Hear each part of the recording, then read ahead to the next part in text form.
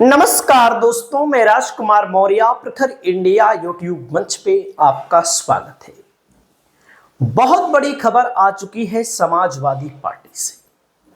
Samajwadi party 2027 के विधानसभा चुनाव की तैयारी कर रही है और इस तैयारी में अपने पीडीए की रणनीति को मजबूत बना रही है। यानी कि जो पीडीए समाज के नेता हैं, जो किसी दूसरे दल में है, समाजवादी पार्टी में आना चाहते हैं, समाजवादी पार्टी ने खुला ऑफर दिया है, जिससे समाजवादी पार्टी का वोट बैंक बढ़ सके। जो कि आपने लोकसभा के चुनाव में देखा, समाजवादी पार्टी 50 से 60 सीटें जीतने वाली थी, लेकिन कुछ कमियां रह गई, जिन कमियों को अब एहसास किया जा सकता है। हालांकि जो भी रिजल्ट आया बेहतर आया। आपको मैं बताना चाहता हूं कि समाजवादी पार्टी ने बहुजन समाज पार्टी के दिग्गज नेता, पूर्व अध्यक्ष जिला पंचायत महेंद्र सिंह वर्मा को, जो कुर्मी बिरादरी से आते हैं, और आप सबको मैंने बताया है, आप सब जानते हैं, समाजवादी पार्टी के जो 37 सांसद हैं, लगभग हर बिरादरी से हैं। ठाकुर भी हैं, ब्राह्मण भी हैं, यादव भी हैं, मुस्लिम भी हैं, मौर्य भी हैं, कुर्मी सबसे ज्यादा है, निषाद भी हैं, लोध भी हैं, लेकिन कुर्मी सबसे ज्यादा। 7 कुर्मी सांसद बने थे समाजवादी पार्टी से, जो आप देख सकते हैं। लालजी वर्मा, राम प्रसाद चौधरी बस्ती से, लालजी वर्मा अंबेडकर नगर से, चौधरी राम शिरोमणि वर्मा श्रावस्ती से, चित्रकूट बांदा से, श्रीमती कृष्णा देवी पटेल प्रतापगढ़ से, शिवपाल सिंह पटेल, अनुप्रिया पटेल बीजेपी से जीती, पंकज चौधरी महाराजगंज बीजेपी से, उत्कर्ष वर्मा समाजवादी पार्टी से, छत्रपाल गंगवार बीजेपी से, नरेंद्र उत्तम पटेल समाजवादी पार्टी से, और प्रवीण पटेल भारतीय जनता पार्टी। समर्थन कितने लोग थे? भारतीय जनता पार्टी से 4 लोग जीते थे, और समाजवादी पार्टी से कितने लोग जीते थे? 7 लोग जीते थे।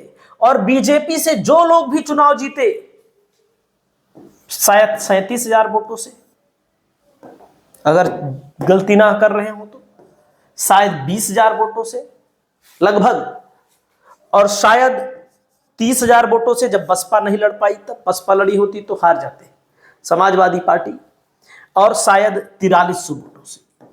लेकिन समाजवादी पार्टी के जो लोग चुनाव जीते हैं, बड़े बड़े अंतरों से चुनाव जीते। कुर्मी समाज ने समाजवादी पार्टी को भर भर के वोट दिया। इन्हीं का अंतर थोड़ा कम था लखीमपुर खीरी से, लेकिन लखीमपुर खीरी की सीट भी बड़ी मजबूत थी। लाख वोट 70,000, 55,000, लगभग 55-60,000 वोट। नरेश उत्तम पटेल का भी अंतर अच्छा खासा। यानी कि भारतीय जनता पार्टी से कुर्मी ने अपना पिंड छुड़ाना शुरू कर दिया है। तो अब समाजवादी पार्टी ने पूर्व जिला पंचायत अध्यक्ष को समाजवादी पार्टी में शामिल करा करके भारतीय जनता पार्टी को झटका तो दिया है। अब 2027 का चुनाव है। 27 के चुनाव को लेकर समाजवादी पार्टी के मुखिया को यही देखना है कि जो लोग अभी आ रहे हैं पार्टी में,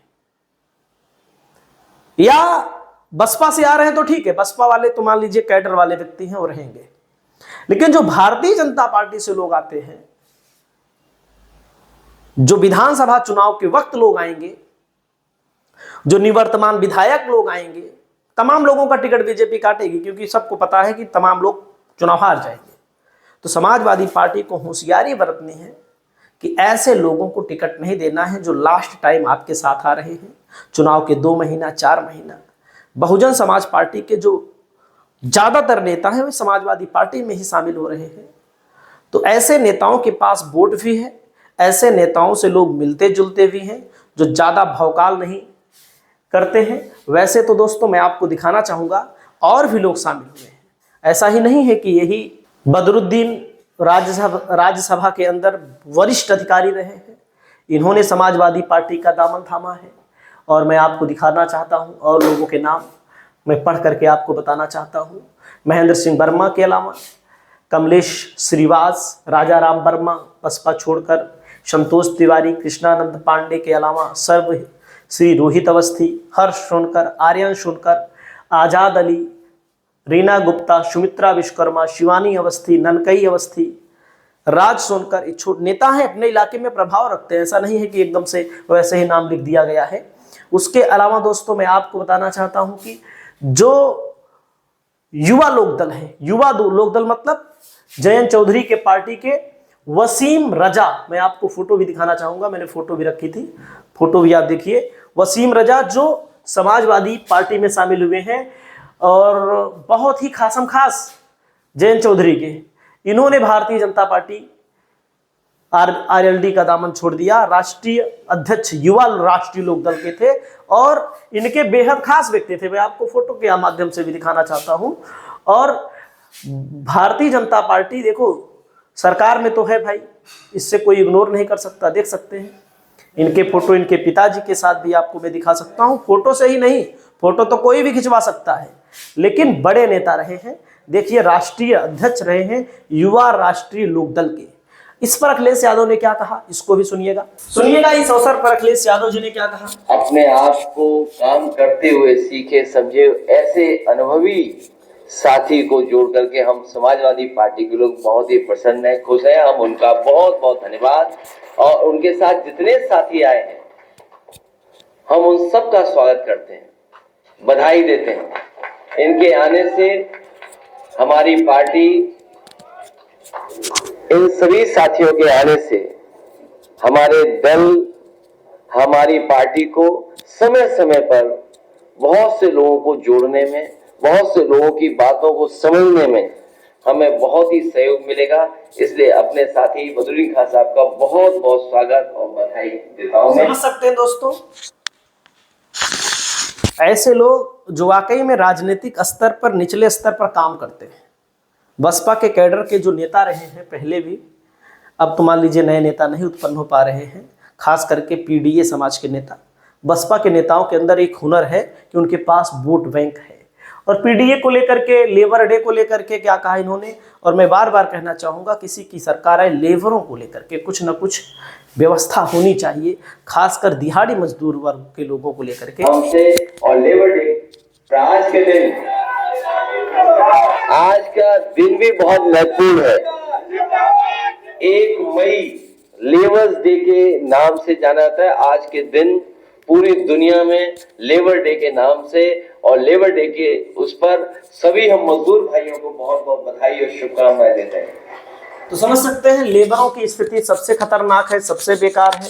आप सब समझ सकते हैं लेबर जो खास करके दिहाड़ी वाड़ी वाले लेबर हैं, घर बनाने वाले लेबर हैं, मैकेनिक लेबर हैं, मतलब उन लोगों की स्थिति बेकार है। और PDA helpline Samajwadi party, PDA helpline बंद, मैं मनोज सिंह जी जज साहब से कहूंगा और अपने तमाम साथियों से कहूंगा कि जब पीडीए हेल्पलाइन बन गई है तो हमें पीडीए का डेटा सेंटर भी बना देना चाहिए। डेटा सेंटर का मतलब है कहां पर, किस विभाग में, किस जिले में कितने लोग पीडीए के हैं, कितने लोग योगी के हैं।